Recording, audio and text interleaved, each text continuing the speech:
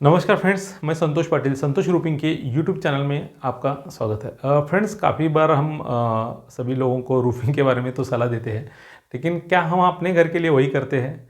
ये भी एक पूछने वाली बात है। लेकिन जब मैंने मेरे घर के पुराने टाइल निकाले हैं, तो फिर उसके बाद मुझे फिर से मिनरल रूफ टाइल लगानी थी। तो फिर मुझे पता था कि जो ओल्ड कंस्ट्रक्शन है, तो फिर उसके ऊपर जो नया अगर हम कुछ सीमेंटिंग करते हैं तो वो चिपकेगा नहीं है। तो फिर हमने उसके लिए एक डमी स्ट्रक्चर बनाया और उसके ऊपर रूफ टाइल लगाई है। तो फिर हम डमी स्ट्रक्चर जब बनाते हैं तो फिर कैसे बनाएंगे, हमें अभी हम जाके ऊपर साइड पे देख लेंगे।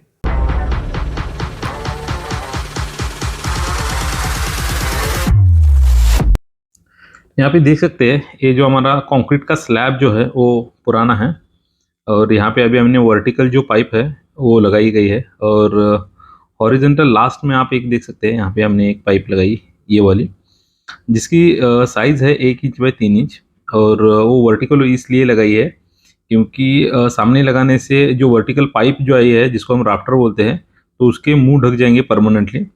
दूसरी बात है कि उसके ऊपर 2 इंच तक आनी चाहिए, तो वो भी काम हो जाएगा। और तीसरी बात है कि वहाँ से कुछ मतलब चूहे या फिर ऐसी कुछ भी चीज़ें वहाँ से घुसने से मतलब घुसने में बहुत दिक्कत आ सकती है। ये जो है वो राफ्टर है, आप देख सकते हैं। हर 3-3 फुट के ऊपर एक राफ्टर दिया गया है। ये डमी ऊपर का राफ्टर लगाया गया है, देख सकते हैं यहाँ पे। हर 3-3 फीट के ऊपर हर एक राफ्टर दिए गए हैं, और ये रीच के यहाँ पे भी हमने एक एक्स्ट्रा राफ्टर दिया है, ताकि वेट का डिवाइडेशन काफ़ी बढ़िया तरीके से हो जाए।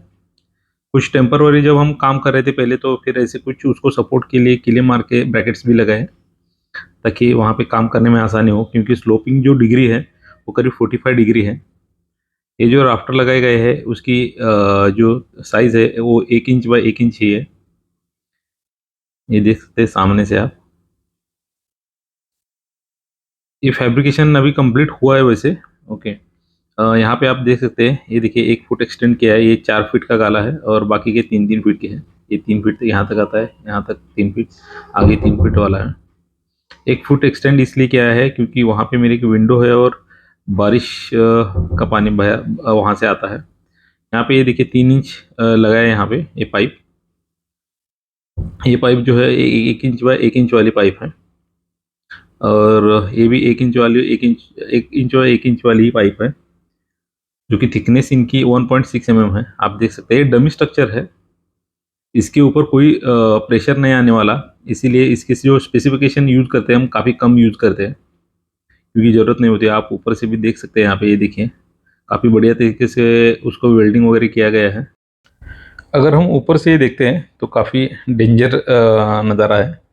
यहाँ पे थोड़ा सा संभल के ही काम करना जरूरी है, आप देख सकते हैं यहाँ पे।